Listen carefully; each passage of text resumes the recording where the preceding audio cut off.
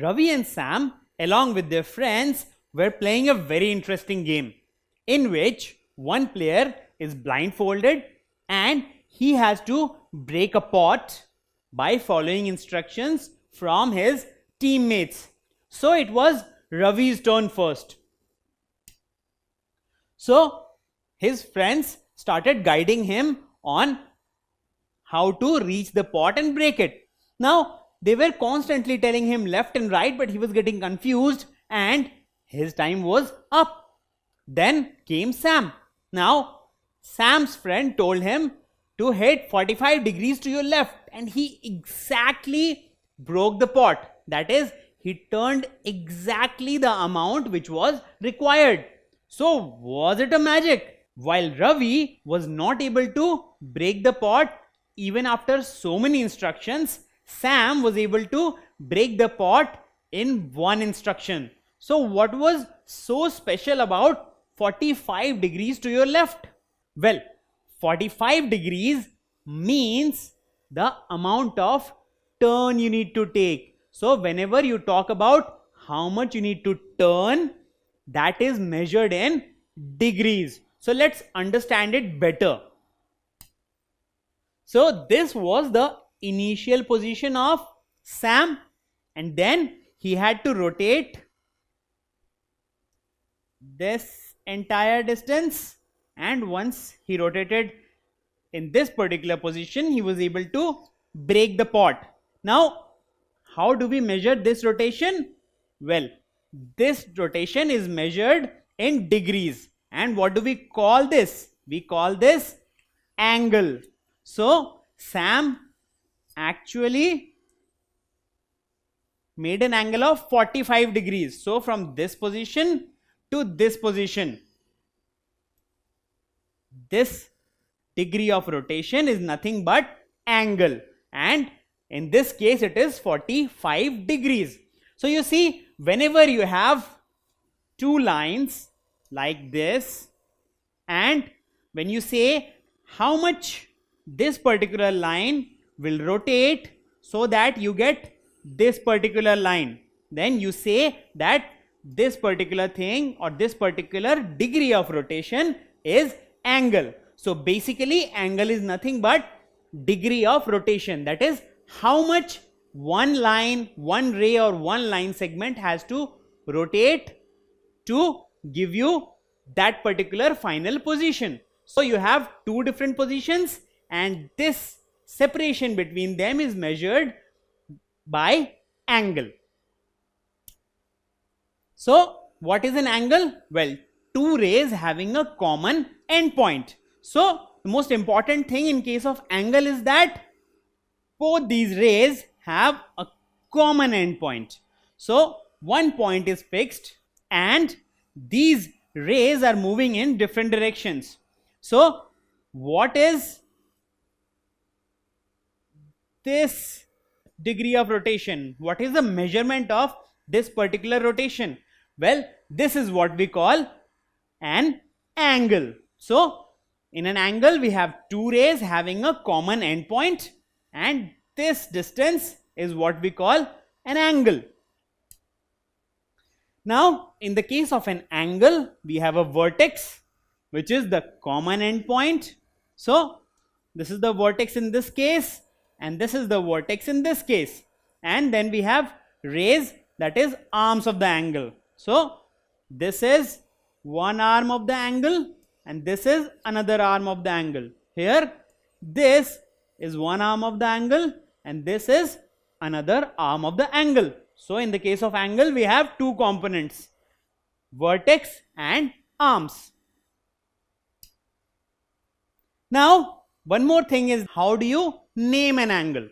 So just like every other shape in geometry, we use letters of the English alphabet to name the angles too.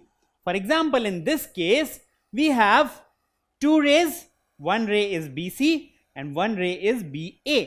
Now this is the common point, so this will always be in the center. Now we can start from this side or this side, so you can either name it as ABC or you can name it as CBA. So either ABC or CBA. But it is not enough. You need a symbol for defining angle. So when we say ABC, it is not just any line or any ray. It is an angle. So we need to mention angle ABC. So you need to put a symbol before that. So this is angle ABC or angle CBA. So the most important thing is that the vertex is always in the middle. You see? So even in this case, how do we name it? Well, angle PQR or RQP. So Q is always in the center because it is the vertex. So angle PQR or angle RQP. So this is how we name an angle. So can you tell me what is the correct way of naming the following angle? So we have this angle on which we have 3 points X, Y and Z. So which is the correct answer? Is it A, this symbol along with YZX, or B, this symbol along with ZYX, or C, this symbol along with ZYX? What do you think? Well, the correct answer is B, because this is the correct symbol and Y is the vertex. So it has to be in the center. So even here Y was in the center, but the symbol was wrong. In this case, the symbol is right and ZYX is the correct way of writing it. So ZYX, or this can also be written as angle XYZ. Now, one more thing which you need to notice is that angles can be made not only by two rays but also by two lines or two line segments. So it does not matter whether they are two rays, two line segments or two lines. You can have angles in all the three cases, because angle is nothing but the degree of rotation between two such line segments or two such lines or two such rays. So the degree of rotation is what matters. So wherever you need to calculate the degree of rotation. So whenever I have this position and I want to move to this position, so what did I do? I actually rotated it from here to here.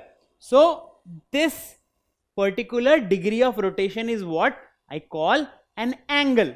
So you see, angles are very important, and you can have angles in the case of lines, rays or line segments. Don't forget to subscribe to our channel.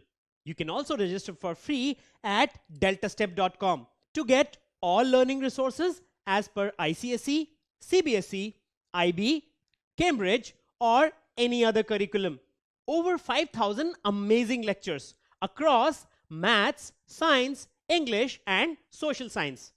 Our unique interactive video technology keeps you engaged, and our iDictionary feature allows you to quickly revise any concept. Master each topic at your own pace with our adaptive practice technology and 1 million plus questions. Get instant answers and detailed solutions. Be exam ready by taking unlimited mock tests, performance analysis along with actionable feedback, personal tutors to resolve your slightest of doubts. That's not all. You also get amazing prizes like PlayStations, iPads, watches and many more, along with certificates through our Earn As You Learn program. So at deltastep.com, learning is not just fun and easy, it's rewarding too.